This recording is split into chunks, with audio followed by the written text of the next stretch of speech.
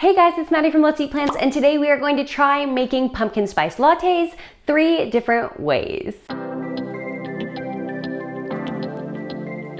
Fall is officially upon us, and that also means that pumpkin spice season is officially here as well. Starbucks has launched their pumpkin spice lattes already, and that means everybody is going pumpkin spice crazy. So for those of you who don't know, this Starbucks pumpkin spice latte is not vegan. Doesn't matter if you get it with non-dairy milk, the syrup that they use to make their famous pumpkin spice latte actually contains dairy in it. So unfortunately, if you are vegan, you cannot just go to a Starbucks and get the pumpkin spice latte. But that's okay, because it's actually pretty easy to make at home. I'm going to show you 3 different ways to make it today. So I actually haven't made any of these 3 before. I'm very interested to see how they turn out. I'm hoping at least one of them tastes good, because otherwise that's kind of a waste of my time and the ingredients. But I do have high hopes. I think that they will turn out well, hopefully. And with that, let's make some lattes. Okay, our first recipe is a whole food plant-based pumpkin spice latte recipe. It is from the Whole Food Plant-Based Cooking Show. I will link the original recipe up here in the corner. You guys can check that out after this video if you're interested. And this recipe is going to use dates as its sweetness. And other than that, the recipe is pretty straightforward, using pumpkin puree, pumpkin pie spice, milk, and coffee. So for this recipe, we're going to need 1 date, 2 tablespoons pumpkin, half a teaspoon pumpkin pie spice, and 1 cup milk. So let's blend this before I add any coffee. I want to see if it's sweet enough with just 1 date, and if not, I'll add another one, and then we'll add the coffee after that.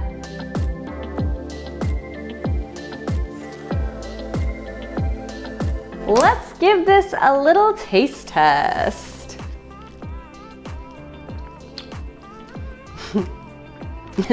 Tastes like pumpkin pie. I mean, that is like straight up pumpkin in your mouth in a good way. Like, it totally has all the elements of pumpkin pie, pumpkin spice latte, just, you know, without the coffee. I'm into it. It's very sweet, actually.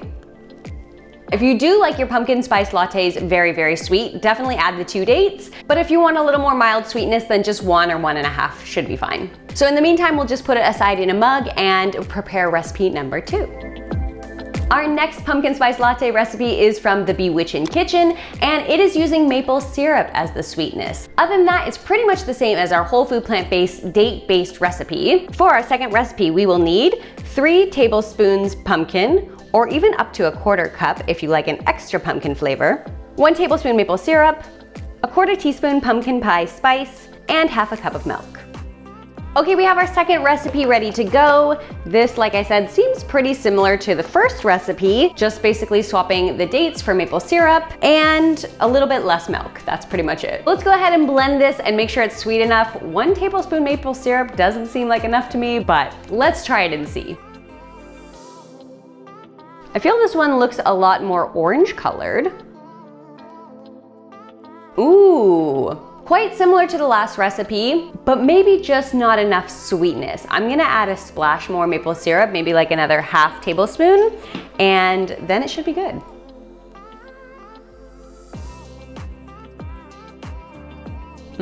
Slightly more maple syrup is better. So let me go ahead and add this one to a mug, and then we will get ready for our third recipe. Our last recipe is from It Doesn't Taste Like Chicken, and this one seems the most similar to what I think Starbucks uses for their pumpkin spice lattes. And that's because it's kind of like a simple syrup that you make on the stove. We're gonna mix some brown sugar and water together, add a little pumpkin puree and our pumpkin pie spice, and then strain it to get a concentrated pumpkin spice syrup that we later add to any kind of latte or coffee or whatever you like. And I think it will make enough for more than 1 pumpkin spice latte, whereas the first 2 recipes seem more like a single serve recipe. For our last recipe, we will need 3/4 cup brown sugar, 3/4 cup water, 1/4 cup pumpkin, and 2 teaspoons pumpkin pie spice.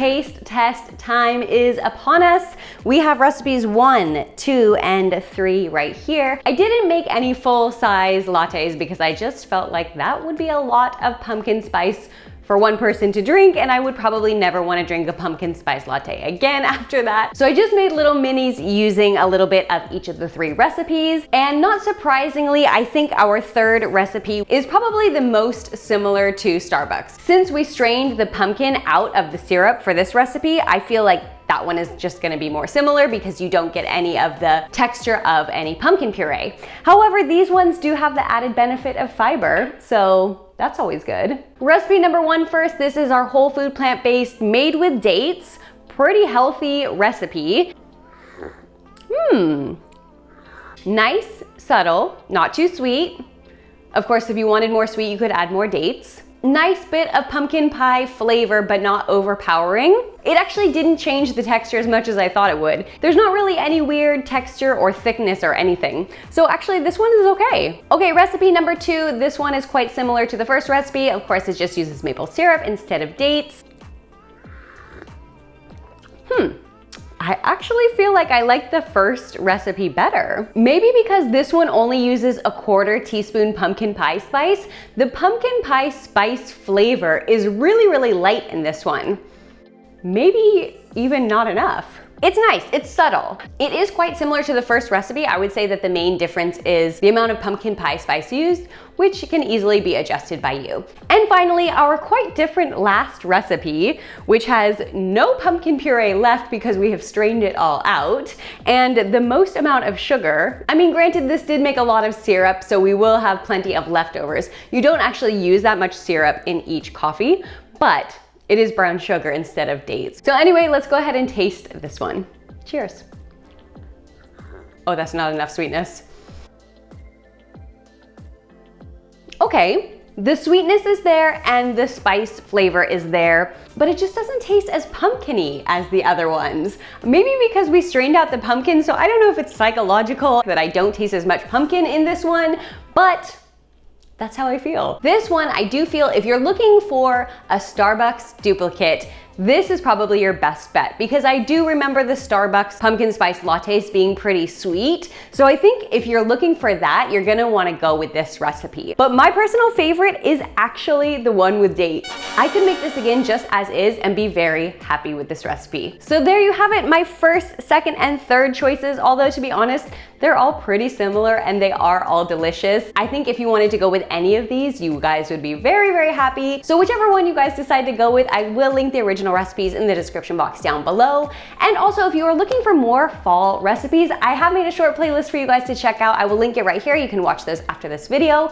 And of course, don't forget to subscribe if you are new here. And with that, let's see plants, and I will see you guys next time.